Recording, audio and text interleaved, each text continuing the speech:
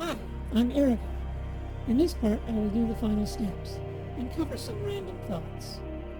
Let me note that we have been working with just the single 1920 by 1080 scene, and that's all well and good, but doing it this way, you can't add anything else below it, like a page in a comic would be. So I am going to add that space. A real comic or graphic novel will have no panels. You can create a canvas in GIMP that is very large and will have that space, and then paste in your other scenes as appropriate. As an example, perhaps your canvas is 2,800 pixels tall by 1930 wide, which is bigger in all directions than my little scene here. So let me come up here to Image, select the Image menu, and I lost it, Canvas size. So I want canvas size to be different. So that says I'm going to make it 2,800 tall, and I'm going to make it 1,930 wide. Now, I want to not center, but adjust my, let me back out a little bit so that I can, oh, I didn't hit resize yet. So you can see how big it's going to be. Hit resize, and now it is. Now let me zoom out to get more border up here. Alright, I'm being clumsy. Way in, right at the edge. There we go. I was doing it backwards. Come down here and do the shrink. And then zoom out, zoom in to get what you want to see.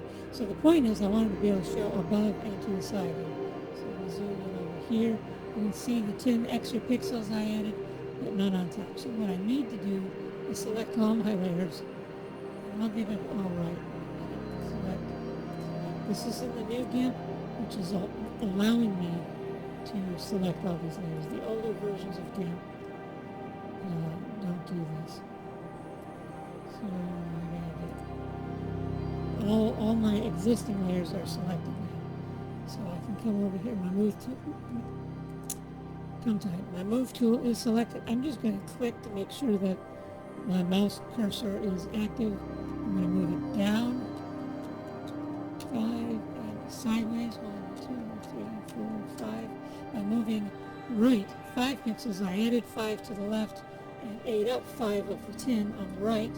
So now I have a space around the whole image. So now that that's done, I'm going to switch to the paint bucket. But before I paint, I need to add a layer. And I'm just going to add it right above the Erica layer. Oops, I've got to do it where you can see. Layer, new layer. And what I want, I guess I didn't need the paint bucket because I can just click in here and get white. And click OK. Now it's above my Erica layer. I want it below so that it will be behind. And there we go. Now I have a 5 pixel border all the way around. This I could have done 1940 and had a 10 pixel layer I can do for the inset, but it's an inset, so I want it to actually be obviously a different border than the normal border between the sections. So I can see, and you may not be able to see it on your screen, so let me zoom in so you can. I have a little chunk of my Erica layer showing through because the corners are rendered on my inset border. So let me go here to the fuzzy select tool, select the Erica layer, and click inside. Oh, I'm sorry. I need to be on my make sure it's select new access to section. Okay. I'm on my insert. Now when I select here, it should just have selected that little corner. Now go to my arrow layer, press delete, and now you can see the background through. So we're all good. So now let me do a view, zoom, fit image in window. You can see the whole thing.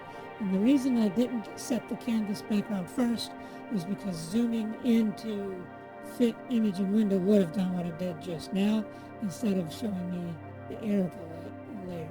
I can do a zoom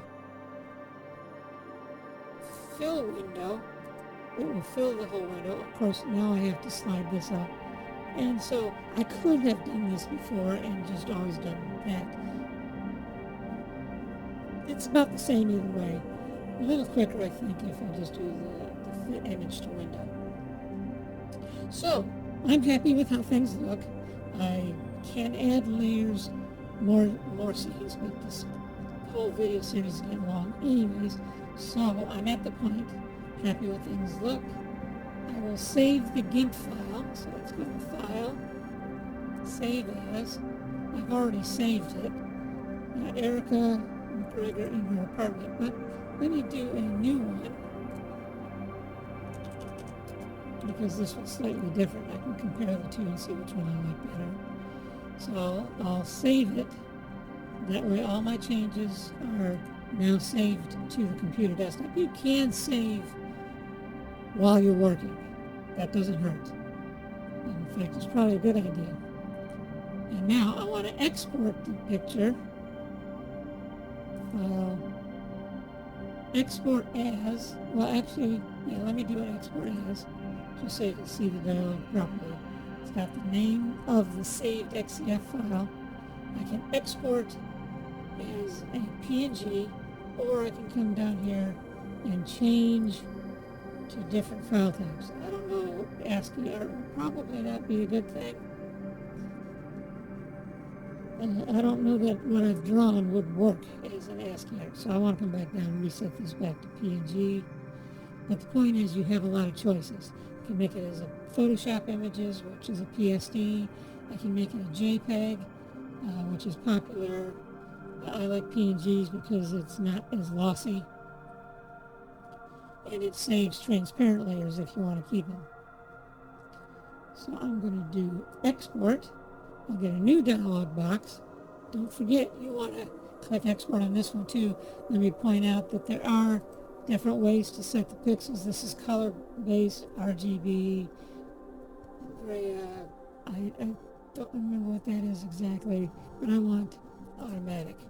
It'll keep whatever my picture's already drawn in. Compression level, I'm not doing any compression.